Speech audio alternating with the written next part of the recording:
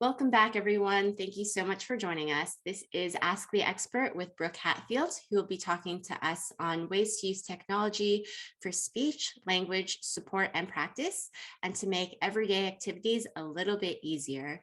My name is Jen. I'm part of the team at the National Aphasia Association, a nonprofit organization dedicated to advocating for people with aphasia and their families. If you're joining us on YouTube, we love having you. Thank you for coming. We'd really appreciate it if you would like, comment, and subscribe. Today, we'll be talking with Brooke Hatfield. Brooke Hatfield is an extraordinary speech language therapist with the Stroke Comeback Center in the Maryland, Virginia, DC area. She has a background in assistive technology to support communication problems, and she believes that a little problem solving and a lot of patience goes a long way. I also want to say that she is an overall amazing person and someone that I personally look up to. Brooke Hatfield, thank you for being here.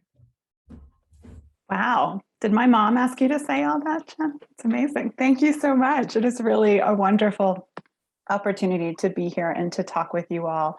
I wish I could see all your faces. I hope that at some point that we'll be able to say hello in person. But today I'm going to talk a little bit about technology tools that support communication from a standpoint, and kind of we'll talk more about the specifics as we go, but kind of three different areas of technology, of how to use it to support your communication, how to use it to practice communication, and then how to really kind of make it work for you. What we're not going to talk about is technology that is used medically. So we're not going to be able to get into like brain interfaces and things like that are kind of the future of technology. For a lot of us, I know the future is now, but I'm not the person to speak to that. So if you have questions on that, send them to Jen. She'll find the right expert for that type of question. I will say from that standpoint that I acknowledge that you all are the experts in aphasia, that what I know is just adding to your expertise, and that I would really rather this be called, ask the person who's maybe heard of this before rather than ask the expert, because technology is definitely an area that's hard to be an expert in. And I know it's a very intimidating area for a lot of people. So know that even though that this is something that I spend a lot of time doing, I still have a lot of questions that I don't know the answers to. And we just take it in small bites and try to figure it out as we go.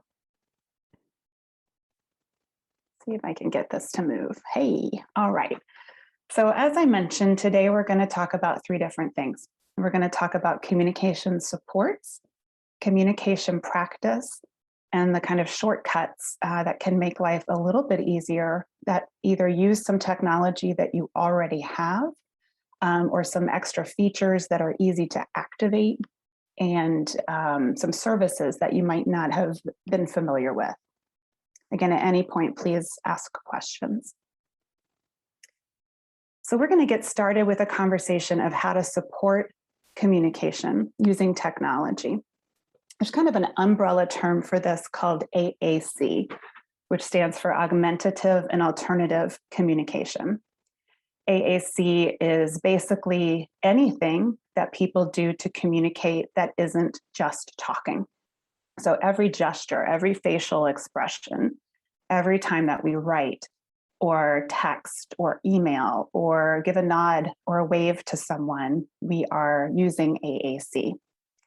It can range from everything from low-tech options like photos, things around the house, communication books that are printed in paper, to very high-tech things that run on computers or are their own devices.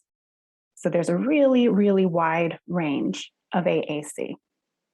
So my goal today, just because we have this little bucket of time, is not to tell you everything that's in the world of AAC, but to hopefully start your kind of thinking about whether AAC tools might be right for you or your family members. I'm going to get on a little bit of a soapbox. So I'm going to enjoy the view from up here for a moment. But there are some myths around AAC that They should only be, AAC tools should only be used when all of the other treatments for aphasia have already been tried and they didn't work. Or that you only use it if you really have really severe aphasia, and that it's just for people who that's all they can do. And that is absolutely not the case. So AAC is important because the goal of AAC is to increase the communicator's natural ability.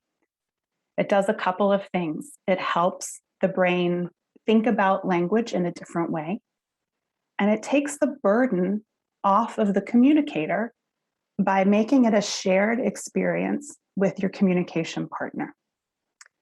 So again, there are a lot of myths about AAC, but more importantly, there are a lot of rights around AAC that I'm going to go into next. So just indulge me a little bit here. There's a wonderful document called the Bill of Communication Rights from an organization called the NJC. I meant to look up what the NJC is. It is the longest name for such a short little acronym. It stands for the National Joint Committee on something about severe communication for people. I forgot to look it up, and it's really long, and I forgot. But the NJC Bill of Communication Rights says that everyone, no matter whether you have aphasia or not, you have these communication rights. You have the right to be social. You have the right to ask for things, for information, and for people. You have the right to refuse. You have the right to choose. You have the right to tell what you feel. You have the right to have the tools that help you every time you need them, wherever you need them. You have the right to be addressed directly and not talked around or talked about. And you have the right to clear, meaningful, culturally appropriate language and communication. That's a very tall order when communication is difficult. So that's really why AAC is important. What it is, what we're talking about when we talk about AAC, it can be everything from symbols, line drawings, to pictures or photos, or it could be letters or words.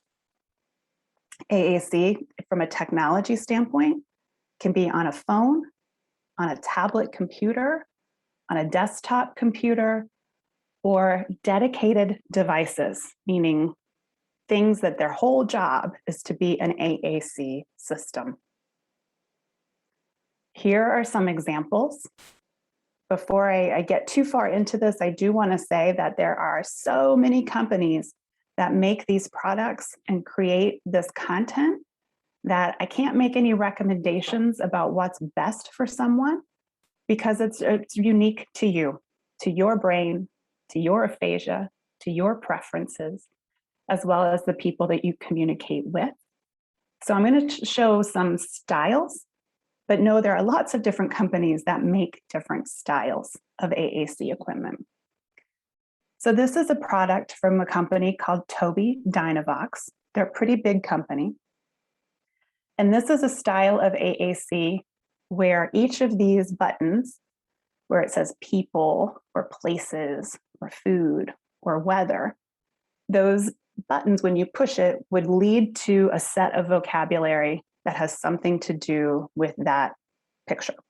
So if you picked people, it would call up another screen that has your family members' names, your friends' names, your neighbors, anybody that you want that's important for you to talk with or to or about could live in those files.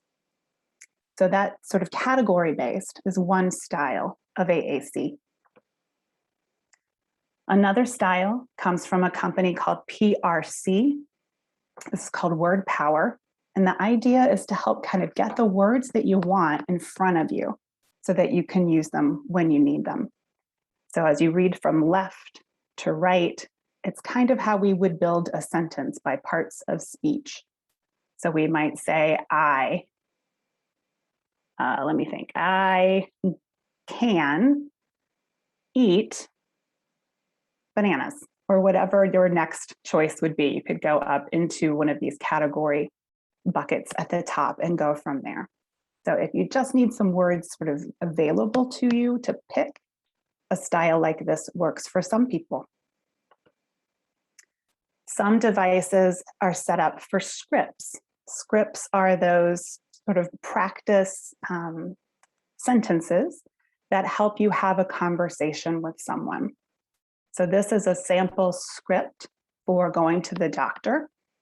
So in this person's AAC device, they have a file that they click, and when they click it, boom, these sentences pop up. You can press that sentence. The first one says, I've been having some issues lately. You can push that sentence and the device would say it out loud. So the person listening would hear, I've been having some trouble or some issues lately. You can try to say it. If you can't say it, the device can help you out. This is another Tobii Dynavox screen. This is their whiteboard screen.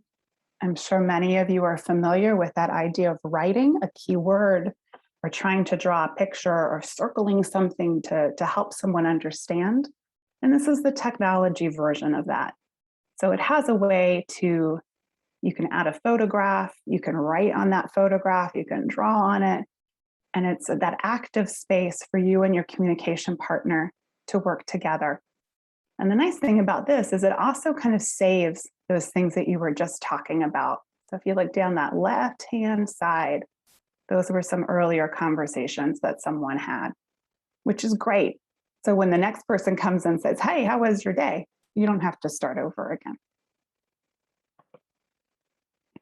So as I mentioned, there are so many different companies and styles and designs of AAC. It's really important to not go it alone. There's way too much to try to figure out the right AAC system for you without some help. So again, know there are lots and lots of options. Some of them are very expensive, and we can talk more about funding later on. But because there's so many options and some of them are quite expensive, if you pick the wrong one, it ends up kind of being a frustrating paperweight, and that's no good. So really having some help, and we'll talk more about what that help can look like near the end. So let's switch into some technology for communication practice. So what it is that we're talking about is exercising speech and language and thinking skills by having kind of a computerized coach.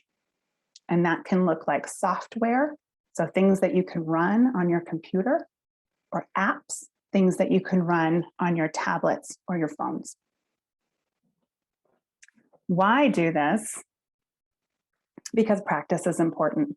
There's all of these wonderful research about how the brain wants to practice, that our bodies are designed to kind of keep up with things. And if we don't use our skills or improve those skills, the only other option is to lose those skills. So sometimes practice is hard to come by when your speech therapy benefits run out, when you're home by yourself during the day and you have time, but maybe you don't have a partner. These communication practice opportunities are a great way to help just get some time on task. There's also some exercise benefit research that says for exercises to really help, you got to do them a lot. So repetition matters. Salience matters. Salience meaning it's important to you. It's relevant to you.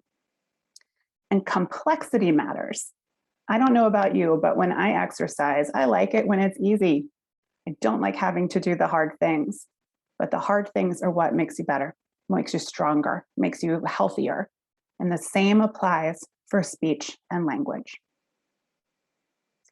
So some examples of some tools to help, again, there's lots, oh my goodness, there's so many companies that are making products. And we can talk a little bit more about how to kind of sift through all that. But here are some examples of styles of technology practice. This is a product from Tactus, which is, they have a lot of products. And this is one where you see a photo Whoops, hello. You see a photo and you have the opportunity to think of the word for that photo. And then the buttons along the bottom of the screen are ways that you can prompt or cue or help yourself. So if you know it, but boy, you just need that first letter to nudge you, or maybe you just need to hear the first sound. These tools have ways for you to coach yourself through the process. You can also grade yourself, which is fun. And you can record yourself to see how you're doing. This is another style from a different product from Tactus, but the same company. The idea here is taking the written word at the bottom ring and then matching it to one of these pictures. So it works on different speech and language skills. We're getting a little bit more complex as we go here. This is a product from a company called Constant Therapy. The idea was to listen to instructions and then drag the picture over. So the computer would say, put the umbrella above the screw. You have to drag that umbrella over on top of the screw.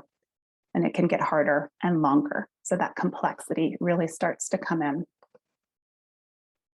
The next level of that is, well, let's make it salient. Let's make it functional. Let's make it actually match what we do in our lives. So unless you're running around putting umbrellas over screws, maybe that's not real salient for you. But listening to a voicemail might be. So here you're hearing a voicemail and having to make some decisions about it. Not to say that the practice of putting the umbrella over the screw, it's that skill we do use all the time of, where did you put my umbrella? It's over there. That's the same language skill. And then speech practice. So if you have that apraxia, that trouble getting that from your brain out of your mouth, having a really close-up set of lips instead of articulators to look at can really help. So this is a product that has lots of prompts. It's got the video picture. So again, you can practice and practice and practice and practice and practice. Computers don't get bored, which is nice. So I want to say just a very quick word about brain games. There are some companies that market brain products to help us all. They say, to help your cognition, help all of us as we're getting older. There's a little bit of research to say that brain games work. There's a little bit of research to say that they don't, that they just make you good at playing brain games. So I want to make it clear that the speech and language apps and programs that we're talking about are a little different from these. These are things that are very memory, attention, speed, processing, those kinds of skills. Great to practice. Not sure if they're real beneficial, but that body of literature, that research is not talking about the speech and language activities. All right, let's quickly jump into our third piece here of just how to help your tech work for you. So what we're talking about are maybe tools or features of technology that you already have and strategies of how to make it all work together. So some ideas, again, this is a giant world of opportunities, and boy, there are so many ways to kind of make tech help you solve a problem. So screen readers and e-readers are a big tech tool for helping support reading. I imagine there are some of you who love to read, but maybe it's too tricky for it to be fun, or it feels like it takes a long time, or that it's just hard to do. So there are very easy kind of add-on features to your computer or to your e-readers where you can get whatever you're seeing read out loud. So some people do it along with their reading, so they're listening and reading at the same time. Excuse me. Voice commands is another area. If you have an Alexa, one of the home devices, there are ways that you can get something else to do something for you. And those products are getting better at understanding speech that is different. So there's something called the Google Euphonia Project. that is really helping these kinds of devices understand speech that sounds different. So it's getting better. So if your Alexa doesn't listen to you, there are some workarounds, but being able to use voice commands, even just to tell your phone to send a text so you don't have to write it, there's a lot of really good tricks for using your voice. Emojis, the little picture symbols that have kind of become everywhere on your phones, there's ways to use them on your computer. So if you need to send an email to somebody who doesn't text and you just want to send them a smiley face to let them know you're thinking of them, emojis are a way to do that. And there are ways to turn on emojis on your computer. Strategies, meaning how we can use technology, scripts and templates. So having things stored on your phone or on your computer that you can call up and just maybe change a word or two and just use them over and over and over again.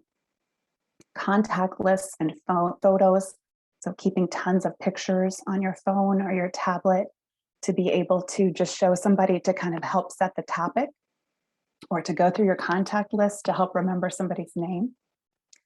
And then finally, the third area, this was new information to me and I wanted to share it with you, that every state has a relay service for phone communication. It's mostly designed for people who are hard of hearing or deaf, but there are lots of really good tools that might help you communicate by phone. And one of them is called speech to speech. So there are some people who are trained with these relay services to kind of be a good listener. So you can call the relay service, tell them that you want to make a call, and that person will help kind of shape your message a little bit and make that call as if you were sort of serving as a translator, which is not quite the word I want to use, but I hope you get the sentiment of what I mean. So again, don't go this alone. There's so much out there in the world of technology that I know that it can be overwhelming. So speech language pathologists can help you. Even if you've run through your insurance benefit, or you feel like, man, if I show up at my SLP's door again, she's going to be like, why are you here? We just wrapped up.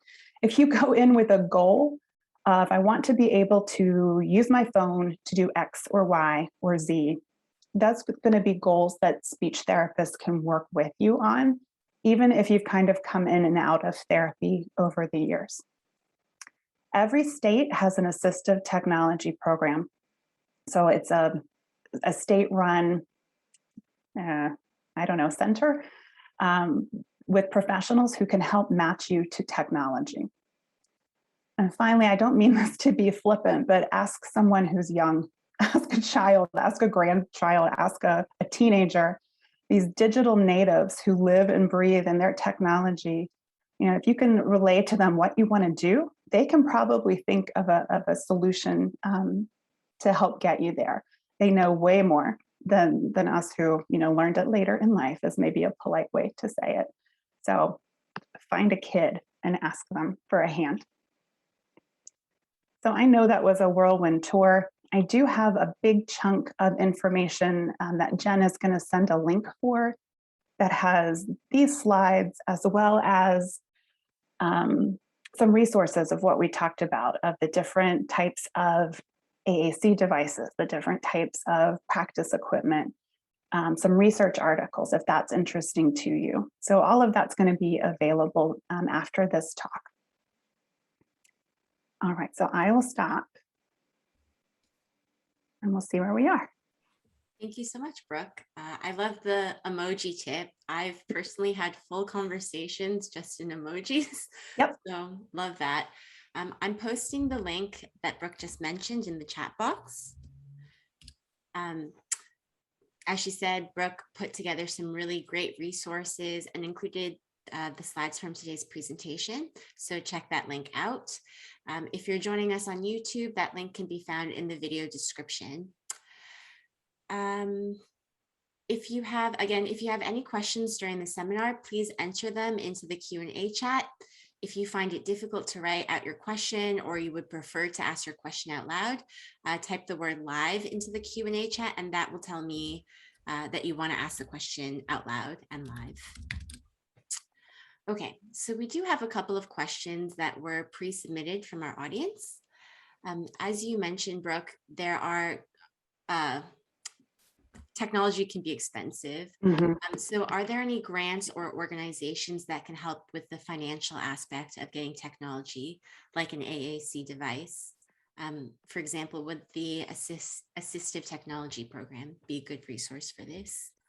Yes, there's a few different approaches to it. So there are some pieces of technology that are considered off the shelf, meaning that you can go into Best Buy and use them. Those kinds of things are not covered under insurance. So they're out-of-pocket expenses, which, yeah, can get pricey. The dedicated AAC devices fall into a category called speech generating devices. And the healthcare world treats those things like wheelchairs and walkers of durable medical equipment, which may be covered under your insurance, depending on your insurance.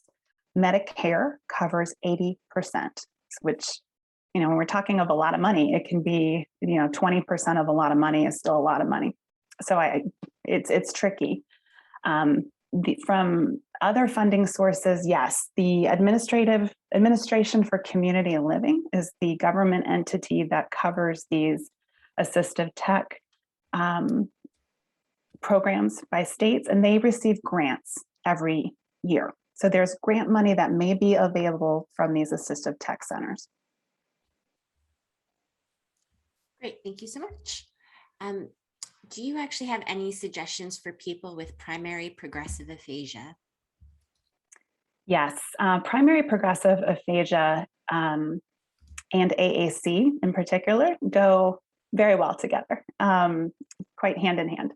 The earlier, the better that you're starting to become familiar with some tech strategies.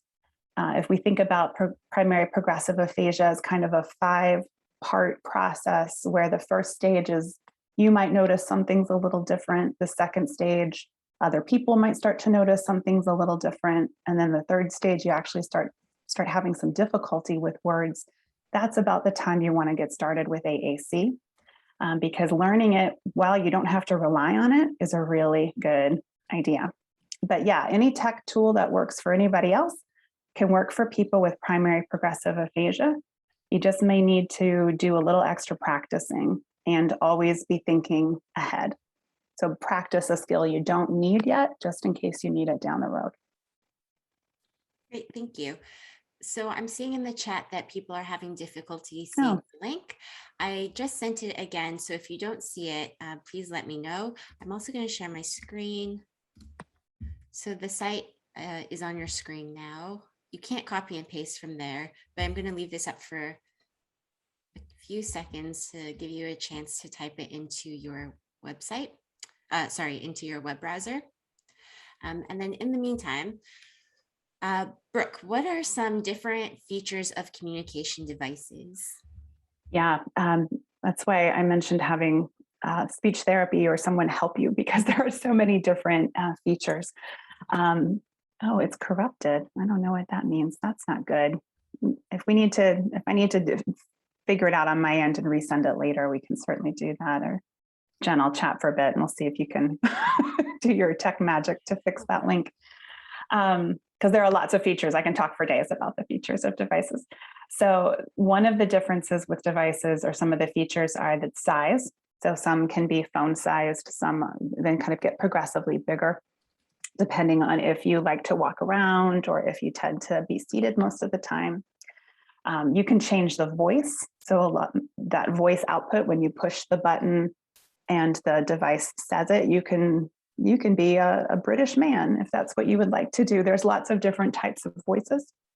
There are different types of the way that the pictures look. So you could use photos, like real, if you're going to have a conversation about your bedroom, you could have a real photo of your own bedroom, or the way that some of the symbols or the created images look can vary. Some people find some styles easier to understand than others. And the way things sit on the screen are different. So some screens are just a bunch of words or just a bunch of pictures. And some, it's a little bit of words and a lot of pictures. There's a lot of kind of mix and match of features to find the style that fits you best.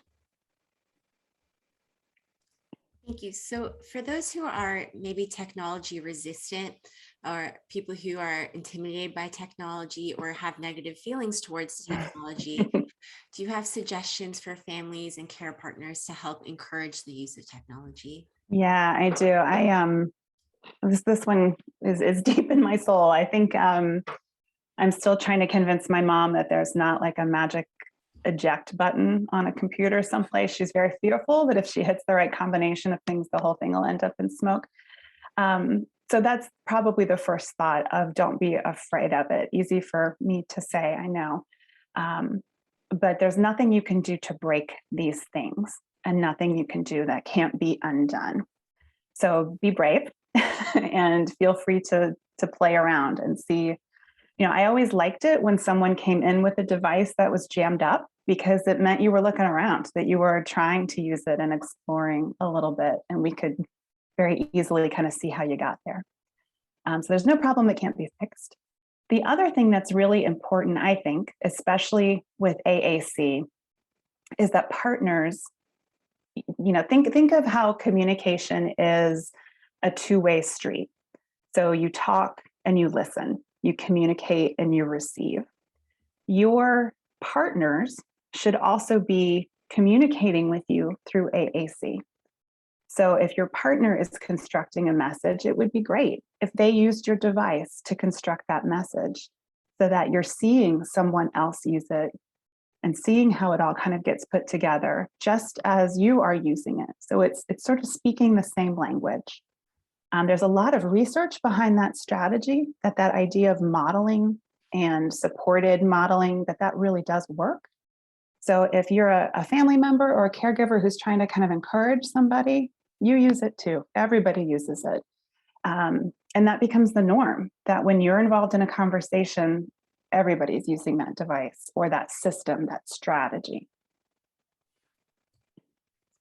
Great, thank you. Can you talk a little bit maybe about protecting yourself on the internet, especially if we're starting to use technology more? What are some things we can do to secure our privacy? Yeah, boy, that is a really hot topic. Yeah.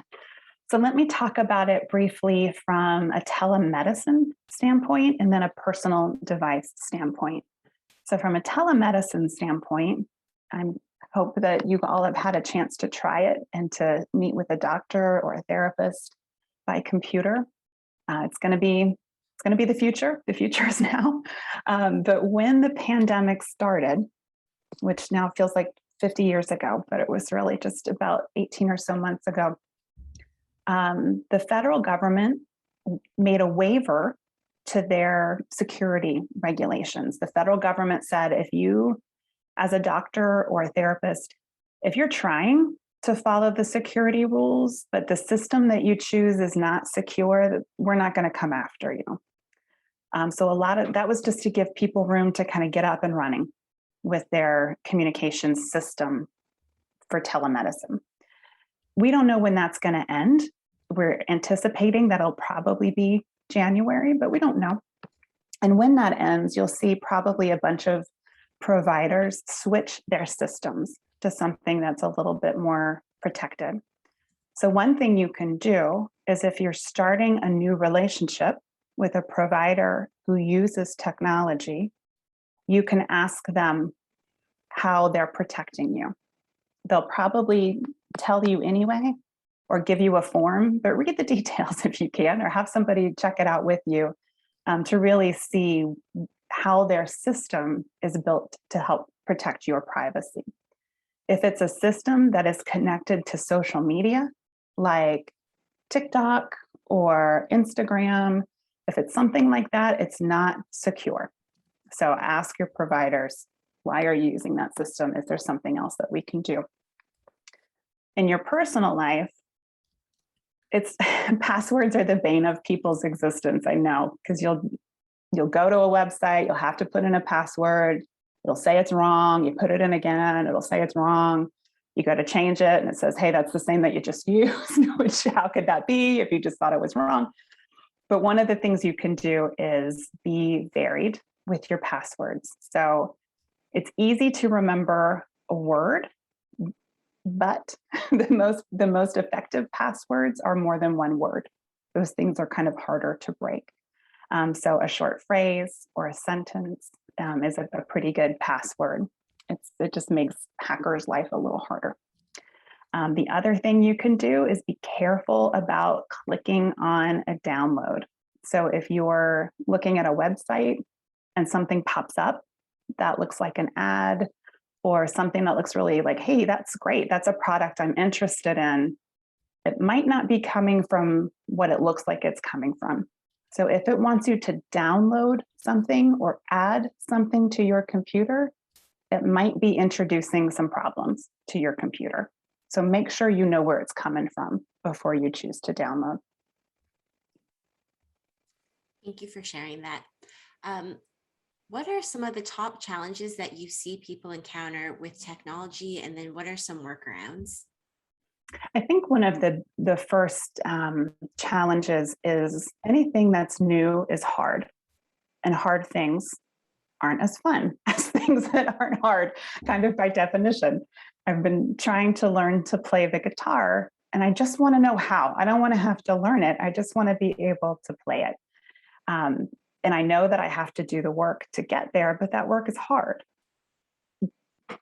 So one of the challenges is kind of committing to the fact that something that's new takes practice and repetition. There's kind of the idea that this technology is a quick fix, that having the right AAC system will just scoop all those words out of your head and it's going to be easy every time. And if any of you have tried to learn an AAC system, you know that's not true, that it takes some practice of knowing, how am I going to organize this? What words do I need? Maybe it's just, a trick of needing to kind of set it up in a way that actually matches your brain instead of the company that put it together, their brain. So kind of getting it personally tailored and then practicing and practicing and practicing.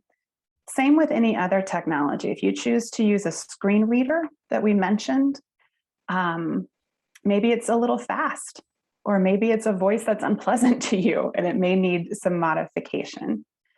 So really thinking about, what do you want it to be? How do you want it to work for you? And do you need to make some subtle changes to try to get it there? And being patient with that process. Thank you so much. I heard this quote. Well, I'm probably going to say it wrong, but it was something like growth starts at the edge of discomfort. Oh. And I think that message is really nice to Yes. push through those overwhelming feelings. And the reward at the end of the tunnel is really worthwhile.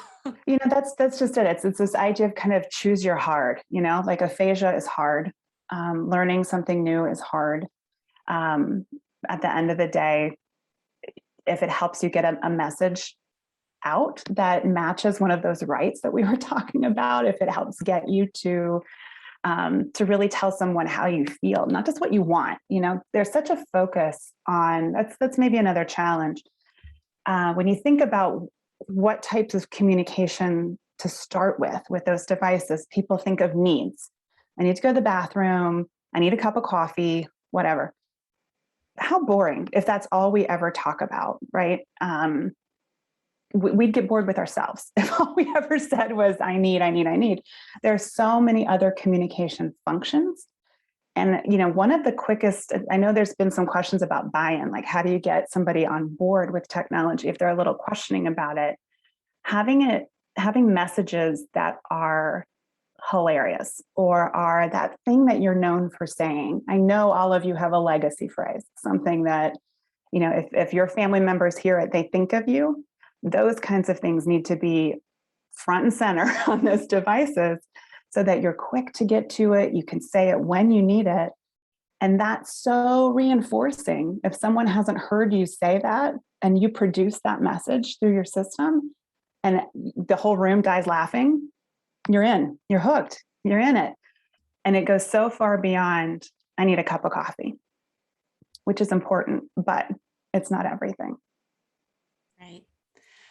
Have you seen how technology has changed since the start of the pandemic? Oh boy, I wish we had a glimpse of the future that we could look back and say, oh, weren't we so naive in 2021 when we thought that this was all sort of a short-term thing? I think it put a lot of the pandemic put a lot of technology into a microwave, like things that were just starting to be used or were just kind of on the fringes of acceptance became commonplace really, really fast. Kind of like these meetings where we're all hanging out together in a virtual room. If I asked you in 1999, do you want to get on a Zoom? What? Not even, gosh, 2019 is what I meant.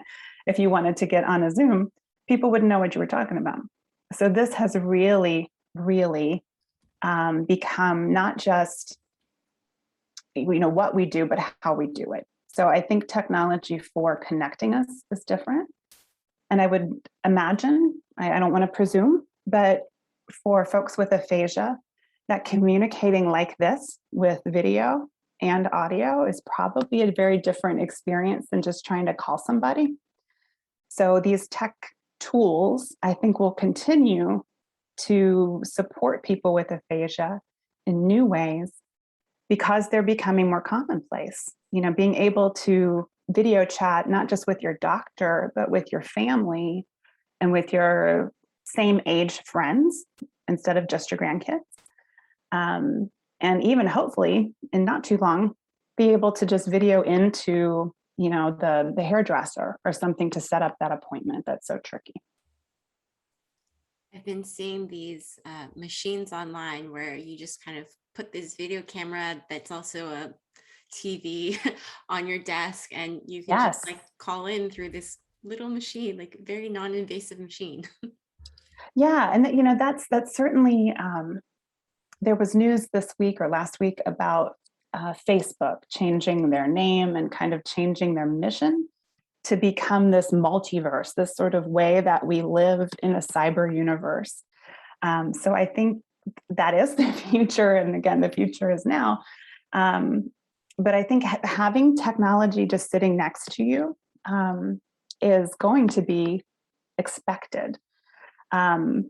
I don't know where everyone is with like their phone use and that kind of thing, but if you're not able to text someone right now because of your technology, I think you're going to get left behind because there's so much that's text-based of, to respond to something, to get information, it needs to come by text.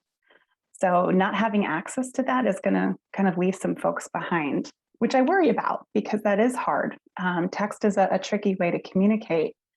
But that kind of makes it a challenge for all of us to keep up with technology, to not let it get past you. I feel that almost every day when I see something like TikTok. I'm too old for TikTok. I feel like it's leaving me behind. But a part of me wants to stay culturally relevant. But I also can appreciate that every generation that comes that is a digital native is going to push, meaning that they're born with this level of technology. They're going to push how we use it, and it's up to us as people on the other end of that to embrace that and adopt it and really make it work for us. The only other thing I'll throw in there, and I'm sorry, this was a long-winded one. This was an interesting question. Was just it's a norm now to see people with technology in their hands. So sometimes when you think about AAC strategies, years ago, people were uncomfortable with that idea of looking different. I'm the weirdo because I've got the talking box. That's not true anymore. Everybody's got some sort of digital something with them, and people use lots of different ways with that kind of device to communicate that you're not going to be singled out as being different. Since we're on the topic of AACs, Do you need to know how to use a computer to learn to use an AAC or to help support AAC? The right answer is no, you don't. You don't have to know how to use a computer. I will say from a programming standpoint, it's a little bit easier to pick it up if you're familiar with things like files and menus and sort of different layers of computer. But you certainly don't have to have that information ahead.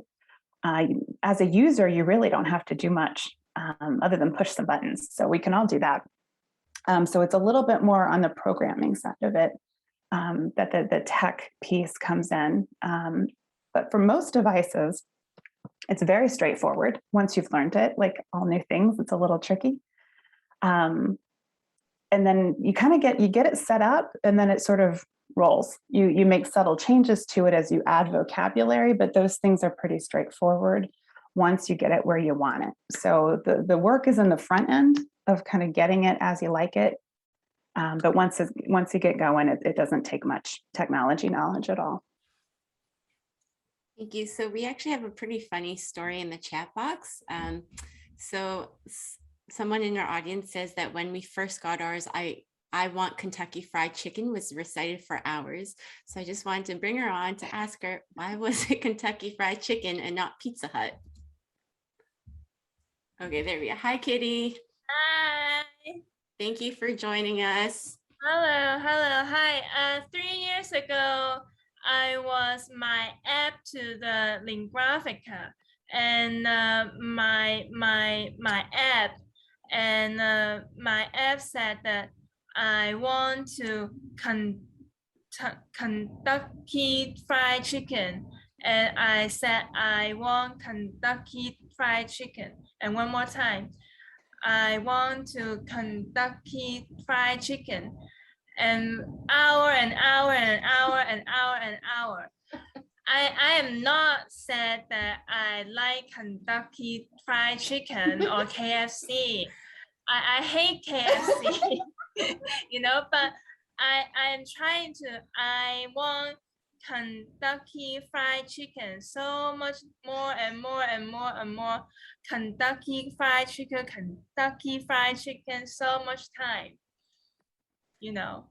Well, at least now we know you'll never go hungry. You'll always be able to order food somewhere. I love Burger King, and then the Popeye. Mm-hmm.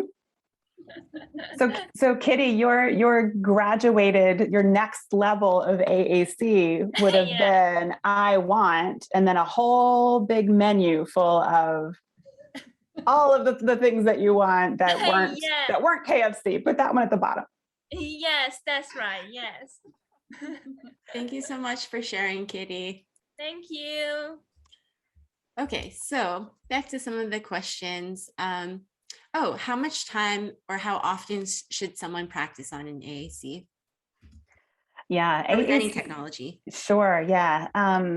It depends on what you want to do. So let's do it from a speech and language standpoint. So if you're using an app or a device for practice, everyone's going to be a little different in how much practice works for them.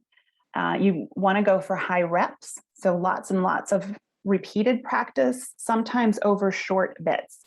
So rather than practicing for like a 2-hour chunk, doing it in like maybe 10-minute segments, but doing it really intensively in those 10 minutes, and then take a break for a while, and then come back later in the day and do that chunk of practice again, and then take a break and come back.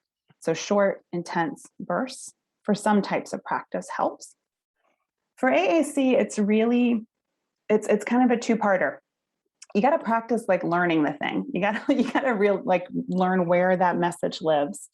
And that's something you can do on your own. And boy, there's really not too much time that you can spend.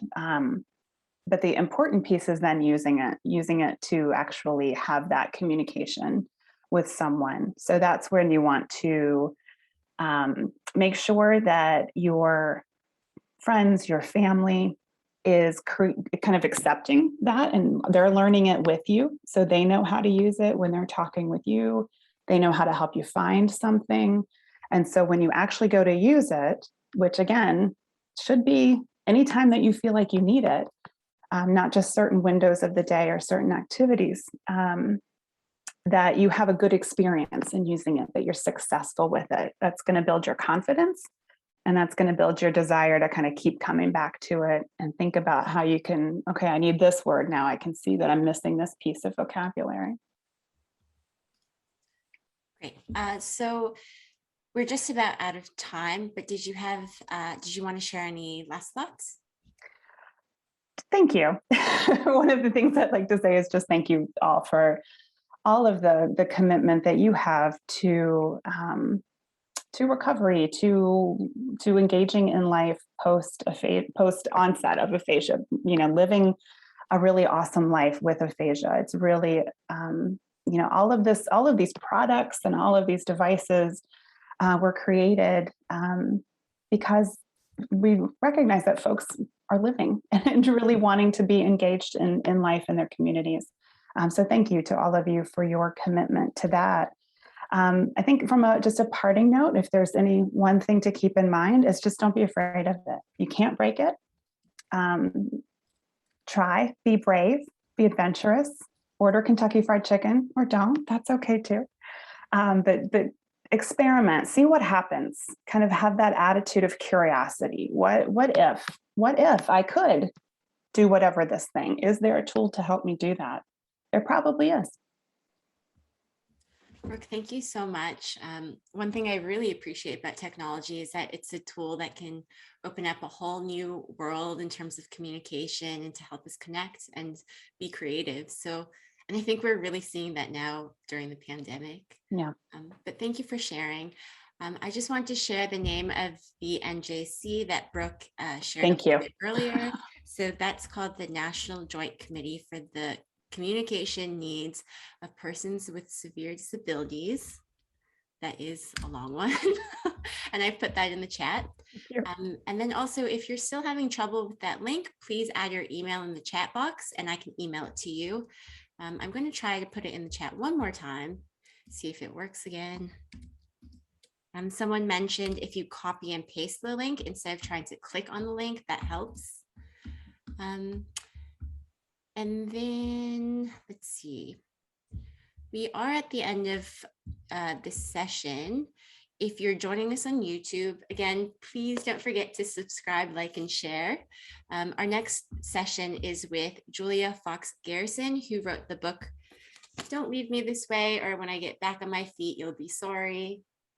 Then we also have a wonderful author conversation with Paul Berger and Stephanie Mensch about their series of books. And then on December 16th, we have an Ask the Expert on reading and aphasia.